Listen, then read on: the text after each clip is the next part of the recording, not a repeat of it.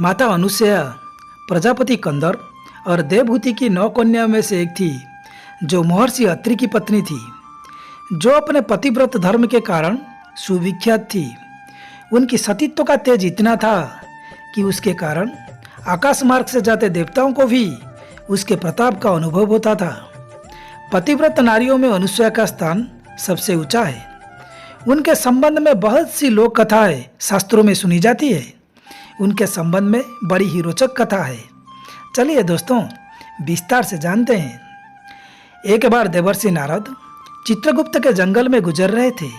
कुछ चीजें जैसे कि बहती हुई नदी, जंगल की हरियाली, खिलते फूल और फलों को देखकर वो हैरान हो गए, क्योंकि वो जानते थे कि पिछले 10 सालों से वहाँ पर बारिश की एक बूंद तक नहीं गिरी थी। तो ये सब कहाँ से आई? ये सब देखते हुए देवर्षि ऋषि अत्रि के आश्रम पर पहुँच गए। वहाँ पर अनुसुईया अपने पति को भोजन परोस रही थी। देवर्षि नारद को देखकर वो दोनों पति पत्नी उठकर खड़े हो गए। अनुसुईया ने नारद मुनि को बड़े ही सम्मान के साथ अतिथि सत्कार किया, भोजन परोसा। नारद मुनि कहा, हे मुनिवर, पहले मेरा एक प्रश्न का उत्तर तो दे दीजिए, फिर मैं आराम से बैठ के भोजन ग्रहण कर पाऊंगा। मुझे बताएं कि ये अकाल वन में कलकल बहती नदी क्या राज है इसका?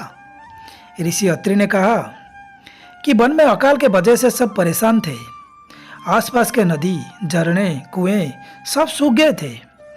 अनुसुईया से जंगल के पशु पक्षी की प्यास भी नहीं देखी जा रही थी। उसकी आंखों के सामने जानवरों को दम तोड़ते हुए उसने देखकर रो पड़ती थी। ये सब देखकर वो तप करने बैठ गई। उसकी कठिन तपस्या से प्रसन्न होकर स्वर्ग के सभी देवी देवता प्रकट हुए। अनुसुईया की मांग पर स्वर्ग की मंदाकिनी नदी पृथ्वी पर उतारी गई। देवर्षि नारद ये सारी बातें सुनकर हैरान रह गए। उन्होंने अनुसुईया को प्रणाम किया और चल पड़े। सब जानते हैं कि जो भी देखा सुना, अच्छा बुरा, उसे तीनों लोक में फैलाना देवर्षि नारद का तो आदत थी। ये बात भी उनको दूर दूर तक पहुंचानी थी। उस दिन अनुसुईया कहाँ जानती थी कि एक दिन यही देवर्षि उनको कठिन परीक्षा में डाल देंगे। किसको बताए? ये सोचकर देवर्षि नारद स्वर्ग में विचरण कर रहे थे। उस समय तीनों देवियाँ, माँ लक्ष्मी, माँ सरस्वती और माँ पार्वती को एक दूसरे के साथ बातें करते हुए देखा। तीनों देवियाँ अपने अपने सतीत्व और पतिव्रत की चर्चा कर रहे थे। नारद मुनि उनके पास पहुंचे और बोले, अत्रि महामुनि की पत्नी अनुसुईया के समान पवित्र और पतिव्रत तीनों लोग में नहीं है, यकीन मानिए। उनका दर्शन करके मैं तो धन्य हो गया। तुरंत ही माता लक्ष्मी ने कहा, क्या वो हमसे भी बड़ी प्रतिभा है नारद? क्षमा चाहता हूँ माते, परंतु मैं सच कहता हूँ, उनके जैसा सतीत्व पूरे ब्रह्मांड में किसी भी स्त्री के पास नहीं है। उसके पास कोई दैवीय शक्ति नहीं है। उनके सतीत्व ही उनका हथियार है। क्या आप जानते हैं माता, एक साधारण ऋषि स्त्री होकर भी उन्होंने अपने प्रताप से मंदाकिनी को स्वर्ग से धरती पर उतार लिया है। देवर्षि नारद अनुसुईया के पतिव्रत धर्म की प्रशंसा करते हुए वहां से चले गए। नारद जी की बातें सुनकर तीनों देवियां सोचने लगी कि आखिर अनुसुईया के पतिव्रत धर्म में ऐसा क्या बात है जो उनकी चर्चा स्वर्गलोक तक हो रही है। पृथ्वीलोक की एक साधारण स्त्री हम देवलोक की नारियों से श्रेष्ठ कैसे? नहीं, ये संभव नहीं है। तीनों देवियों के मन में अनुसुईया के प्रति ईर्ष्या होने लगी। उन्होंने सती अनुसुईया के पतिव्रत को खंडित करने के लिए अपने पतियों को कहा। तीनों देव ने बहुत समझाया कि ये पाप हमसे मत करवाओ, परंतु तीनों देवियों ने उनकी एक न सुनी और अंत में तीनों देवों को इसके लिए राजी होना पड़ा। भगवान ब्रह्मा, विष्णु और महेश तीनों देव ने साधुओं के वेश धारण करते हुए अनुसुईया की परीक्षा लेने के लिए ऋषि अत्रि के आश्रम पर पहुंचे। उस समय अनुसुईया आश्रम में अकेली थी। तीनों अतिथियों को अपने द्वार देखकर अनुसुईया बड़े सम्मान के साथ उनका सत्कार किया और भोजन ग्रहण करने को कहा। उनमें से एक साधु ने कहा, हम जानते हैं कि तुम्हारे द्वार से कोई पशु पक्षी भी बिना भोजन किए वापस नहीं जाते। हम भोजन अवश्य ग्रहण करेंगे देवी, परंतु भिक्षा ग्रहण करने से पूर्व हम अपने नित्य नियम का पालन करें। अपने नियमों के अनुसार हम उसी घर से भिक्षा ग्रहण करते हैं जो निसंकोच होकर हमें भिक्षा दें, अर्थात पर पुरुष जैसा व्यवहार ना करके लाज, मर्यादा और संकोच को त्याग कर हमें भिक्षा दे। साधुओं की मुंह से ये मांग सुनकर अनुसुईया को अपने कानों पर भरोसा नहीं हुआ। उसकी धड़कनें बढ़ गई। तब अनुसुईया बोली, ये कैसे संभव है? विचित्र मांग है अब तीनों की। कोई भी पतिव्रता नारी इस प्रकार की स्थिति के लिए कभी भी तैयार नहीं होगी। भला पर पुरुषों के सामने कोई भी स्त्री लाज और मर्यादा का त्याग कैसे कर सकती है? लाज और मर्यादा तो नारी के आभूषण होते हैं, और आप आभूषणहीन रूप में मुझे क्यों देखना चाहते हैं? लगता है आपके मन में कोई खोट है।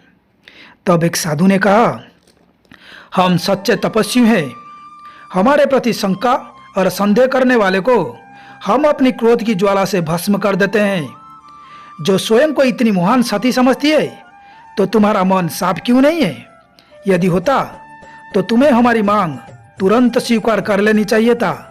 ये मत भूल, यदि तुम हम तीनों महात्माओं को बिना भिक्षा दिए लौटा दिया तो इसका परिणाम विनाशकारी होगा।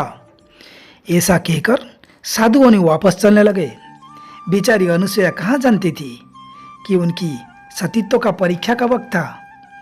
अनुसुईया सोच में पड़ गई, क्या करे? अगर साधुओं के कहा नहीं माना तो उनके द्वार से वो भूखे चले जाएंगे, कितना बड़ा पाप होगा। और अगर कहा मान लेती है तो उनका सतीत्व भंग हो जाएगी। माता अनुसुईया आंखें बंद करके अपने पति को याद किया। इस पर उन्हें दिव्य दृष्टि प्राप्त हुई। उन्होंने ध्यान लगाकर देखा, सो सारे रहस्य उनको समझ में आ गई तथा साधुओं के भेष में उपस्थित भगवान ब्रह्मा, विष्णु और शिव जी को उन्होंने पहचान लिया। तत्पश्चात माता अनुसुईया बोली, नहीं साधुजन नहीं, आप रुकिए। साधुओं ने कहा, क्यों रुके? क्या अपना अपमान करने के लिए रुके? जब हमारा मांग पूरी नहीं हो सकती तो हम क्यों रुके? माता अनुसुईया बोली, ऐसा अनर्थ ना करे साधुजन। साधु द्वार से लौट जाए ये तो उचित नहीं है। मुझे आपकी मांग स्वीकार है, किंतु आश्रम के बाहर मैं आपका मांग कैसे पूरी कर सकती हूँ? ऐसे आश्रम की पवित्रता भंग होगी। आप सब भीतर कुटिया में पधारे। अपने लाज, मर्यादा, पतिव्रत धर्म की रक्षा और साधुओं की मांग पूरी करने के लिए अनुसुईया अपने सतीत्व के बल पर उन साधुओं को 6-6 महीने का शिशु बना दिया। सुंदर और प्यारे शिशुओं को देखकर माता अनुसुईया के हृदय में मातृत्व भाव भर गई। उनको स्तनपान करवाया, गोद में झुलाया।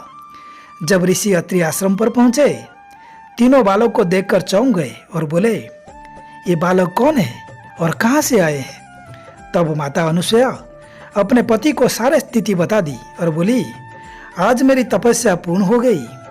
तीनों लोग पर शासन करने वाले त्रिमूर्ति मेरे शिशु बन गए।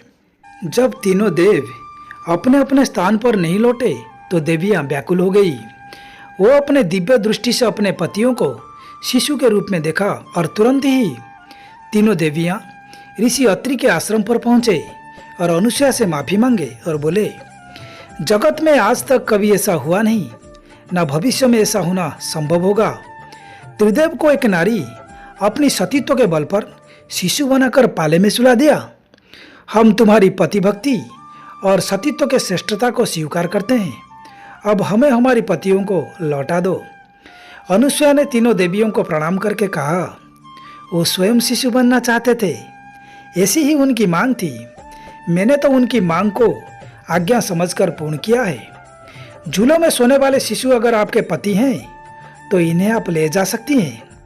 देवियों ने कहा, अनुसुईया की सतीत्व के शक्ति ने उन्हें शिशु बनाया है। अब वही शक्ति उसे मूल रूप दे सकती है। त्रिदेव कभी भी अपने भक्त की शक्ति के विरुद्ध अपना शक्तियों का उपयोग तक नहीं करते, उनको अपमानित नहीं करते। यदि त्रिदेव को अपनी शक्ति का प्रयोग करना ही होता तो वह शिशु बनते ही क्यों? अनुसुईया के सतीत्व के श्रेष्ठता को ध्यान में रखकर वो अपने मूल रूप में स्वयं नहीं आएंगे। हे मुनिवर, आप ही अनुसुईया से कहिए कि वह त्रिदेव को मूल रूप में प्रकट करे। ऋषि अत्रि अपनी पत्नी अनुसुया से कहा, भगवान ब्रह्मा, विष्णु और महेश ने तुम्हारी मनोकामना पूरी की। यदि तुमने उनको शिशु बनाकर रखोगी तो संपूर्ण जगत की व्यवस्था हिल जाएगी। त्रिदेव को अपने मूल रूप में प्रकट करो देवी अनुसुया। तब माता अनुसुया त्रिदेव को उनका मूल रूप प्रदान की। उसके पश्चात त्रिदेव सती अनुसुया की परीक्षा से प्रसन्न होकर बोले, देवी, आप हमसे कोई भी वरदान मांग लो। त्रिदेव की बात सुनकर अनुसुया बोली, हम निसंतान हैं।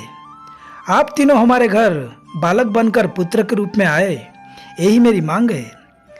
तीनों देव ने तथास्तु कहा और अपने अपने पत्नियों के साथ अपने अपने लोक को प्रस्थान कर गए।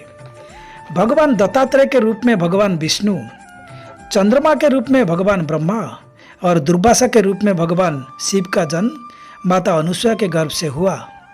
यही थी सती अनुसुया की कहानी। आपको ये कहानी कैसा लगा हमें कमेंट में ज़रूर बताएं। लाइक करके हमें सपोर्ट करें। वीडियो पसंद आए तो सब्सक्राइब और शेयर ज़रूर करें। हम आपसे जल्दी ही एक नए कहानी के साथ मिलेंगे। नमस्ते।